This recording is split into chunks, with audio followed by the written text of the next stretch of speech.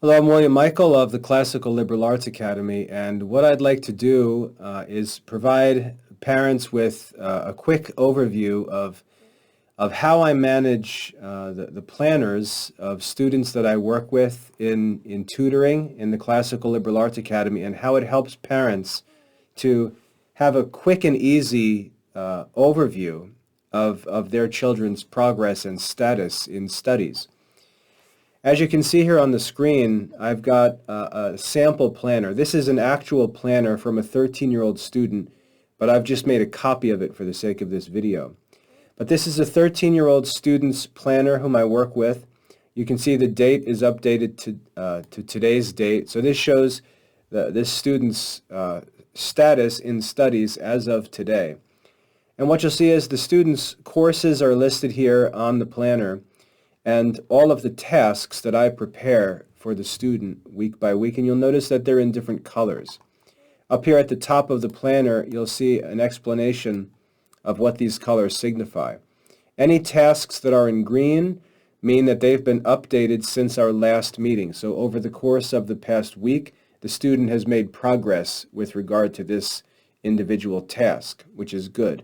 The goal of the planner for the student is to try to keep everything in the green. So this student, you can see that some of the tasks are green. That means that in our meeting today, that student had completed the previous week's work, and we updated to the next lesson or the next task for the course, and therefore it continues to be green. If you look to this next set of tasks, you'll see that in English composition, the student is working on the same lesson for a second week. That's not necessarily a bad thing. It's just that sometimes a student can require more time for a particular lesson. A lesson may be longer or more difficult or require more activities to be completed.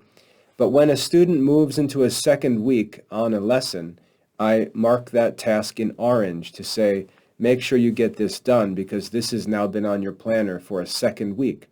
And you can look at the planner and get an easy view of how the student is doing. And you can see that there are a few orange items that mean those items have lingered for a second week on the planner and should be given priority attention. And then thirdly, you'll see a red task. A red task means that this has been on the planner for a couple of weeks now and the student's not making progress with respect to this one task. Sometimes it's important because a student's simply not studying. A certain course is neglecting a study.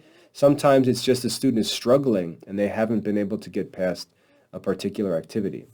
Now, the reason why this is good for the students is that it motivates them to try to keep everything green.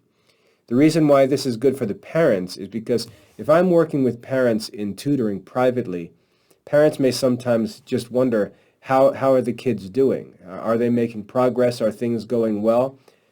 This gives parents a very easy way to look and see how the kids are doing from my perspective. You can easily look at a child's planner as a parent, and if everything is green, you know that everything is going well. Week by week, we're meeting for our tutoring meetings, and the students are making progress week by week. Everything's green. That's the goal.